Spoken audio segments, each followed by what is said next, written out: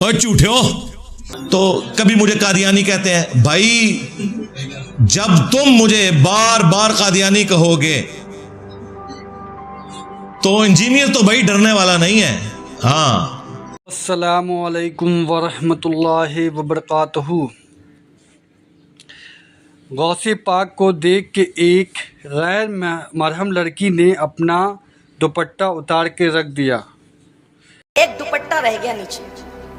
महफिल के सब लोगों की टोपियां अमामे जिसने जो रखा था वो सब उठा लिए, लेकिन सबके सर भर गए, दुपट्टा रह गया। गौसे पाक ने यूं उठाया, यूं कंधे पे रखा, एक हाथ आया और वो दुपट्टा गायब हो गया। ग्रिप की है ना इस हवाले से, तो इनका इलाज मेरे पास ही था।